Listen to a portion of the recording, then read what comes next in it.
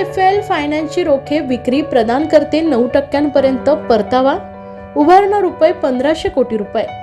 भारतातील सर्वात मोठ्या बिगर बँकिंग वित्तीय कंपन्यांपैकी एक असलेली IIFL फायनान्स 9 जून 2023 रोजी सुरक्षित रोख्यांची सार्वजनिक विक्री सुरू करणार आहे, ज्यातून व्यवसाय आणि भांडवल वाढीच्या उद्देशाने 1500 कोटी उभारले जाणार आहेत। हे रोखे 9% परतावा आणि उच्च दर्जाची सुरक्षितता प्रदान करतात। IIFL फायनान्स एकूण 300 कोटींचे सुरक्षित रिडीम करण्यायोग्य नॉन कन्व्हर्टेबल डिबेंचर्स 1200 कोटींपर्यंतचं ओव्हर सबस्क्रिप्शन राखून ठेवण्यासाठी ग्रीन शू पर्यायासह जारी करेल। IIFL रोखे 60 महिन्यांच्या कालावधीसाठी प्रतिवर्षी 9%चा सर्वाधिक प्रभावी परतावा प्रदान करतात। हे अपरिवर्तनीय रोखे 24 महिने, 36 महिने आणि 60 महिन्यांच्या कालावधीसाठी उपलब्ध आहे। व्याज पेमेंटची फ्रिक्वेन्सी वार्षिक, मॅच्युरिटी आधारावर आणि 60 महिन्यांच्या कालावधीसाठी मासिक पर्यायासह उपलब्ध आहे। या संदर्भात आज पत्रकार परिषद पुणे येथे आयोजित करण्यात आली होती। IIFL फाइनेंस एक one of the leading NBFC company है। इसके ऑल इंडिया में 4000 प्लस ब्रांचेस है और 32,000 प्लस एम्प्लॉई है। कंपनी पिछले साल में 1600 करोड़ का प्रॉफिट इंश्योर किया है और कंपनी का टोटल लोन बुक ये 65,000 करोड़ का है।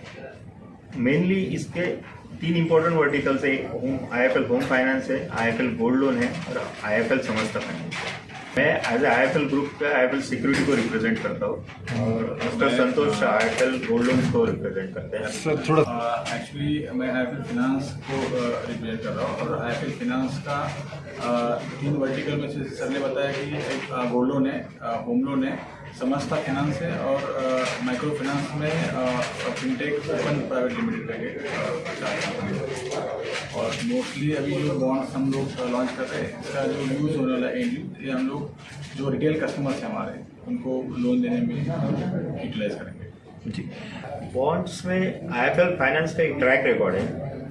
पिछले 12 साल में कंपनी ने वेरियस बॉन्ड्स लाए और उसके सक्सेसफुल क्लोजर भी किए हैं और पेमेंट का रेटिंग का अगर आप देखेंगे तो AA में NBFC का ये रेटिंग है, जो एक अच्छा रेटिंग बोला जाता है। और बॉन्ड जो है पर्टिकुलर सिक्योर्ड बॉन्ड है, सो जहाँ पे आपकी डिग्री ऑफ सेफ्टी ज़्यादा होती है। सो एंड एज जैसा मैं बोला कि आपको ट्रैक रिकॉर्ड है पिछले 10-12 साल से कंपनी का ये आ रहा है। सो कस्टमर में इसका अवेयरनेस अच्छा है और इंटरेस्ट रेट भी अट्रैक्टिव है। सो आई थिंक कस्टमर इसका अच्छा रिस्पॉन्स करेगा।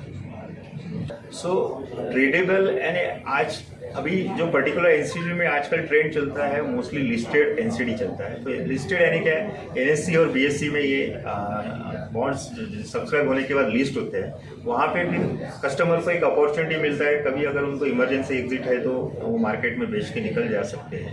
बट इंटरेस्ट रेट का एक शेड्यूल होता है, वो एज पर इंटरेस्ट पेमेंट के हिसाब से कस्टमर के अकाउंट्स में डायरेक्ट क्रेडिट होता है। तो लिस्टेड होने की वजह से जो फ्लेक्सिबिलिटी मिलता है, इसलिए आजकल ये ट्रेंड चल रहा है। कस्टमर प्रेफर करते हैं कि एनसीडी लिस्टेड होगा तो दे विल प्रेफर कि उसके दोनों पर्पज उनके सॉल्व होते हैं कि उनको फिक्स इंटरेस्ट भी मिलता है और कभी इमरजेंसी या कुछ आया तो एग्जिट करने के लिए बहुत आसान हो जाता है।